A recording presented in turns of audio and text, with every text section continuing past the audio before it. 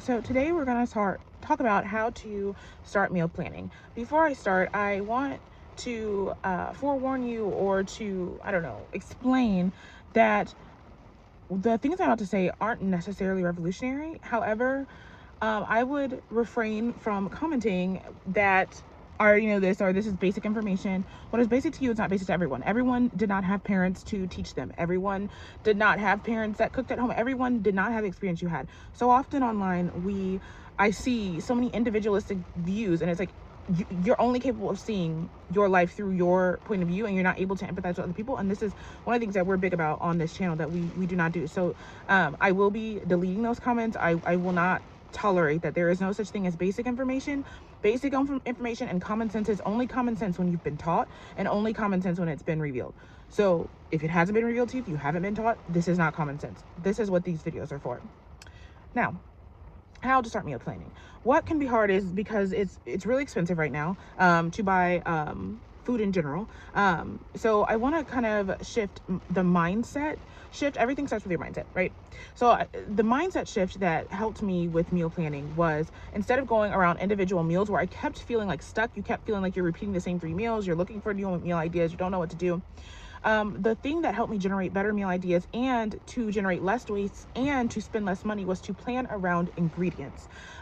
So in the beginning, I started looking in my refrigerator and going, what do I have? And started looking up meals surrounding, or thinking about meals surrounding those specific ingredients. If I had carrots, if I had onions, if I had, I just kind of thought about what I could do. I paid attention to what was around me. So things pop up online. When you go to Barnes and Noble, a lot of times you will see recipe books, and you can just thumb through those just to get some just quick ideas.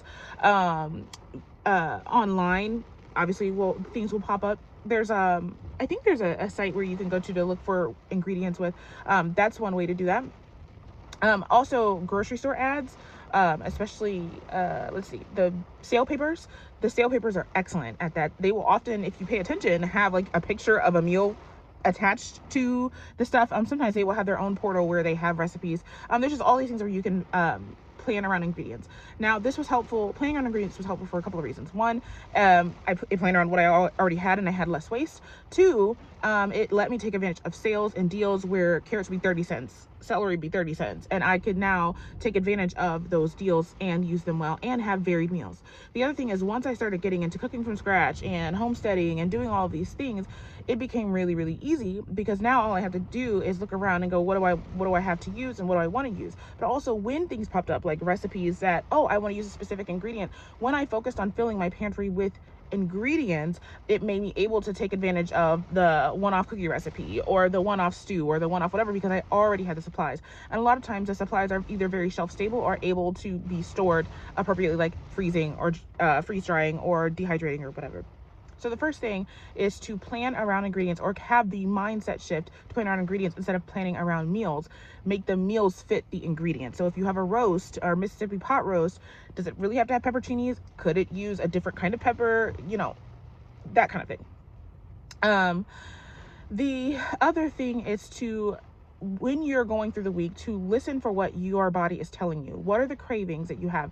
Even if you feel like, I can't afford this in this moment, it was really helpful to just write down, okay, chili popped through my mind, and it just sounded good right now. I know I'm hungry. I know I'm saying this, so I'm just going to put this on my notes app and just keep track of that. And that helped me have a pool of ideas to pull from. Also, pay attention to what you eat when you go out. What do you crave when you go out? For instance, one of the things I like is Firehouse subs. Could I make the ham and cheese sub at home? Absolutely. So maybe I'll start looking for those ingredients. What are those ingredients? What pulls to me in a restaurant that I didn't maybe order, but it was like, oh, this is good. I will often take a picture of it, because in the description of the food at the restaurant, they will often have what are the ingredients. And then you can rework it from there.